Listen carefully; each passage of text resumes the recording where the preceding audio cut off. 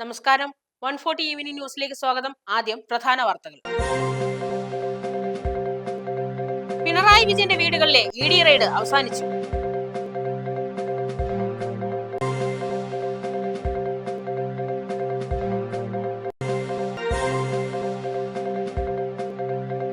തീവ്ര വോട്ടർ പട്ടിക പരിഷ്കരണം നടപടി പൂർണ്ണമായും ശരിവെച്ച് സുപ്രീം കോടതി.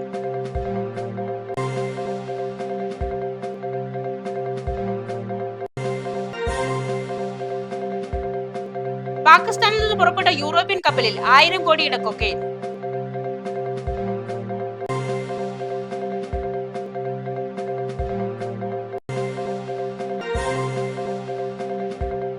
ഇഡി റെയ്ഡുമായി ബന്ധപ്പെട്ട വിവരങ്ങൾ ആഭ്യന്തര വകുപ്പിന് ലഭിച്ചിട്ടില്ലെന്ന് രമേശ് ചെന്നിത്തല.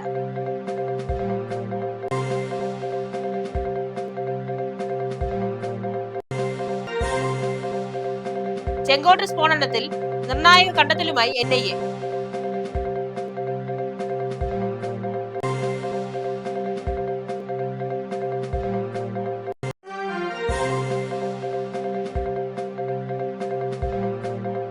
പിണറായി വിജയന്റെ വീടുകളിലെ ഇഡി റെയ്ഡ് അവസാനിച്ചു. മുൻ മുഖ്യമന്ത്രിയും പ്രതിപക്ഷ നേതാവുമായ പിണറായി വിജയന്റെ വീടുകളിൽ നടന്നിരുന്ന ഇഡി പരിശോധന പൂർത്തിയായി. രേഖകൾ ശേഖരിച്ച് ഇഡി ഉദ്യോഗസ്ഥർ മടങ്ങി. പിണറായി വിജയന്റെ മരുമകനും MLAയുമായ മുഹമ്മദ് റിയാസിന്റെ കോട്ടൂളിയിലെ വീട്ടിൽ നടന്ന ഇഡി പരിശോധനയും പൂർത്തിയായി. ഇഡി ഉദ്യോഗസ്ഥർ പുറത്തേക്കിറങ്ങുമ്പോൾ കൂവി വിളിച്ചും CPM പ്രവർത്തകർ പ്രതിഷേധിച്ചു. മുഹമ്മദ് റിയാസിന്റെ വീടിന് മുന്നിൽ ഇഡി ഉദ്യോഗസ്ഥരുടെ വാഹനം തടഞ്ഞുവെച്ച് പ്രവർത്തകർ പ്രതിഷേധിച്ചു. യാതൊരു രേഖകളും കണ്ണൂരിലെ പിണറായിയുടെ വീട്ടിൽ നിന്നും കൊണ്ടുപോകുന്നില്ല എന്ന് ഉദ്യോഗസ്ഥർ എഴുതി നൽകിയതായി MV ജയരാജൻ അറിയിച്ചു. ഇഡി തിരികെ പോയ വാഹനം പ്രവർത്തകർ തല്ലിത്തകർത്തു.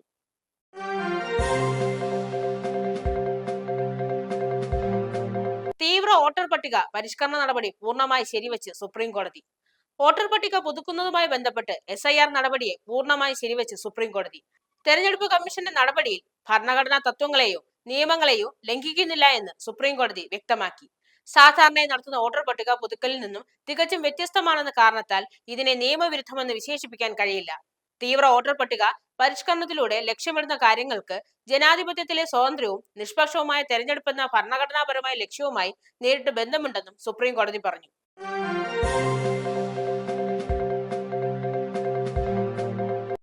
പാകിസ്ഥാനിൽ നിന്നും പുറപ്പെട്ട യൂറോപ്യൻ കപ്പലിൽ 1000 കോടിയുടെ കൊക്കൈൻ.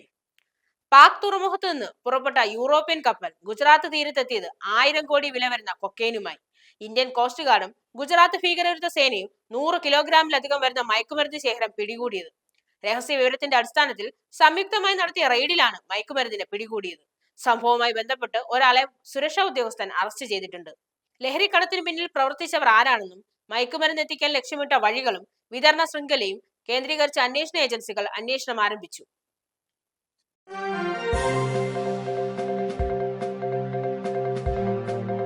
ഇഡി റെയ്ഡുമായി ബന്ധപ്പെട്ട വിവരങ്ങൾ ആഭ്യന്തര വകുപ്പിന് ലഭിച്ചിട്ടില്ലെന്ന് രമേശ് ചെന്നിത്തല. CMR എക്സോലോജിക് സാമ്പത്തിക ഇടപാട് കേസിൽ പ്രതിപക്ഷ നേതാവ് പിണറായി വിജയന്റെ വീട്ടിലും മറ്റിടങ്ങളിലും എൻഫോഴ്സ്മെന്റ് ഡയറക്ടറേറ്റ് നടത്തുന്ന റെയ്ഡുമായി ബന്ധപ്പെട്ട യാതൊരു വിവരവും സംസ്ഥാന ആഭ്യന്തര വകുപ്പിന് ലഭിച്ചിട്ടില്ലെന്ന് ആഭ്യന്തരമന്ത്രി രമേശ് ചെന്നിത്തല. ഇഡി റെയ്ഡിനെ കുറിച്ച് ആഭ്യന്തര വകുപ്പിലെ ഉന്നതരുമായി സംസാരിച്ചെന്ന് രമേശ് ചെന്നിത്തല പറഞ്ഞു. റെയ്ഡ് BJP കോൺഗ്രസ് ഒത്തുകളിയുടെ ഭാഗമാണെന്ന CPIM നേതാക്കളുടെ ആരോപണങ്ങളെ ആഭ്യന്തരമന്ത്രി പൂർണ്ണമായി തള്ളി. അതിനെ ഈ റെയ്ഡുമായി കൂട്ടിക്കുഴയ്ക്കേണ്ട കാര്യമില്ലെന്നും രമേശ് ചെന്നിത്തല പറഞ്ഞു.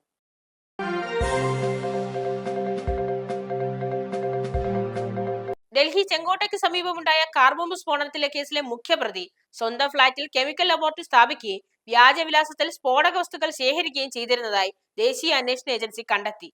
അൽഫലാഖ് സർവകലാശാലയ്ക്ക് സമീപം ഹരിയാനയിലെ ഫരീദാബാദിലുള്ള ഫ്ളാറ്റിലാണ് ഉമർ ദബി താൽക്കാലിക ലബോറട്ടറി സജ്ജീകരിച്ചിരുന്നത്.